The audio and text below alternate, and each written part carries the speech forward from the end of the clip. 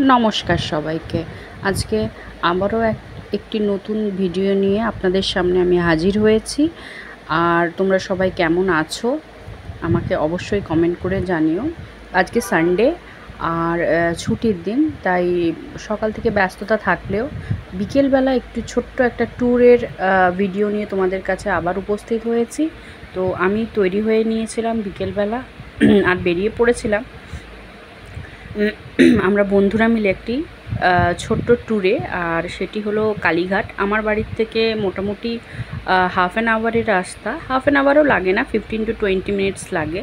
তো অনেক দিন ধরে আমরা বন্ধুরা একটা প্ল্যানিং করেছিলাম যে মায়ের দর্শন করতে যাব। যদিও আমি আমার বিয়ের পর থেকে বহু বছর কলকাতায়, তার আগেও কিন্তু অনেক দিনের ইচ্ছে থাকলেও আমি কালীঘাটে পুজো দেওয়া কিংবা মায়ের দর্শন করে উঠতে পারিনি। তাই অনেক দিন বাদে বন্ধুদের একটা প্ল্যানিং হতে আমি আমার শালঙ্কাটাকে নিয়ে বেরিয়ে পড়েছিলাম। এখন বাজে বিকেল 5টা। তো আমরা তৈরি হয়ে চটপট বেরিয়ে পড়েছিলাম। আমার এখান থেকে একটা বাসে করে গেলেই কালীঘাটের সামনে নামা যায়, 15 to 20 মিনিটসের বেশি লাগে না।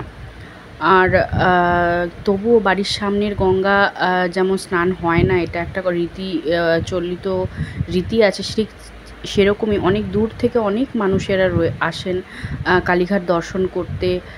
সবসময় আমি দেখেছি ট্রেনে বাসে ভিড় প্রচুর থাকে, কিন্তু আমি বাড়ির এত কাছে থেকেও আমার কালীঘাটে যাওয়া হয়নি।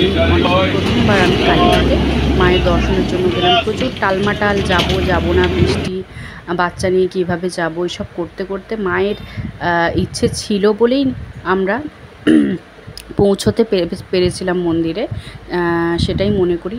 আর এই হলো কালীঘাটের নতুন ফ্লাইওভার, যেটা অনেক দিন ধরেই তৈরি হচ্ছে, তাই ভেতরের রাস্তাটা একটু গণ্ডগোলে। আর ওই রাস্তার সোজাসুজি যে দোকানগুলি বসে, দোকানপাটগুলি এখন ঠিক এইভাবেই টেম্পোরারিলি বসছে, যাতে সাধারণ মানুষের সত্যিই অনেক অসুবিধার কারণ হচ্ছে, কিন্তু কিছু করার নেই, দর্শন এইভাবেই চলছে। তো এই যে হলো আমার বন্ধুরা, এবং সবার কোলেই দেখতে পাবে একটা করে পুচকি রয়েছে, কারণ আমরা সবাই মা। তো আমাদের বাচ্চাদের নিয়েই আমাদের আসতে হবে, কিছু করার নেই। তো এটা হলো, এই পৌঁছে গেছিলাম হচ্ছে কালীঘাটের মন্দিরে। কালীঘাটের আশপাশের যে মন্দিরগুলি রয়েছে, যেখান থেকে ঠাকুরের ডালা নিয়ে পুজো দিতে যেতে পারবে তোমরা, সেই দোকানগুলোই তোমাদের দেখাচ্ছি। তো তার মধ্যেই একটা দোকানে আমরা পৌঁছে গেছিলাম। এরপরে সেখানে আমরা ডিসাইড করছিলাম কে কটা ডালার পুজো দেবে, কত টাকার পুজো দেবে, হোয়াটএভার। আর ইনি হলেন ব্রাহ্মণ ঠাকুরমশাই, যিনি আমাদেরকে ডালা সমেত ভেতরে নিয়ে গেছিলেন পুষ্পাঞ্জলি দিয়ে পুজো দেওয়ানোর জন্য। এটি হচ্ছে চারিদিকের অ্যাম্বিয়েন্সটা, যেটা দেখিয়ে দিচ্ছে। বিকেল আমরা পৌঁছে গেছিলাম, তো চারদিকটা দেখতে ভীষণ ভালো লাগছিলো। এই হচ্ছে 3টে পুচকি, যারা নিজেরা খুব ভালো বন্ধু, হাত ধরে এগিয়ে যাচ্ছে মন্দিরের দিকে। আর আমরাও চলেছি মন্দিরের পথে। এই হচ্ছে মন্দিরের প্রাঙ্গণ। এটা মেবি আমার মনে হয় 4 নম্বর দরজা দিয়ে আমরা ঢুকলাম ভেতরে মায়ের মন্দিরে। আর স্পর্শ করলাম মায়ের মন্দিরের দেওয়াল।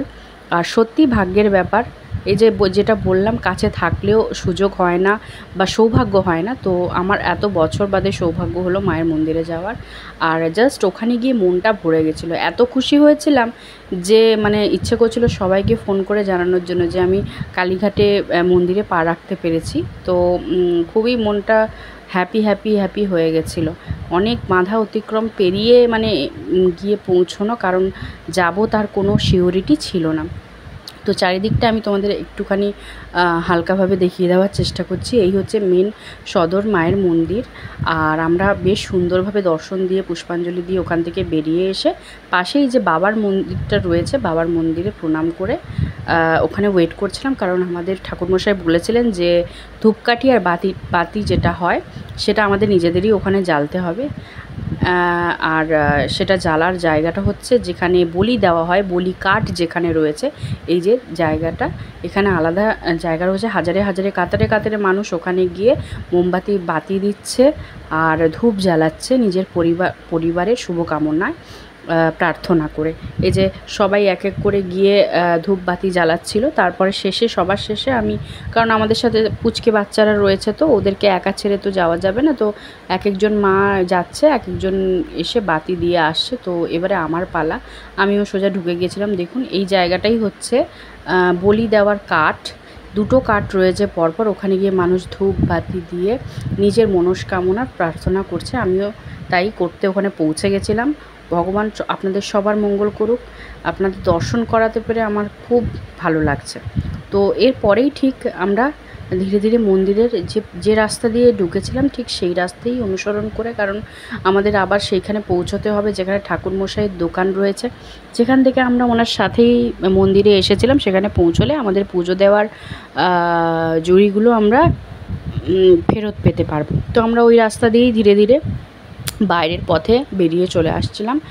আর পুচকিগুলো সব একসাথেই আনন্দ করতে করতে বেরিয়ে এলাম। তারপরে আমাদের পুজোর ডালি নিয়ে আমরা চা খাওয়ার জন্য একটা স্টপেজ নিয়ে দাঁড়িয়ে পড়েছিলাম। তো আজকের এই ছোট ট্যুরটা কেমন লাগলো, কালীঘাটের ট্যুর, তোমরা সবাই জানাবে।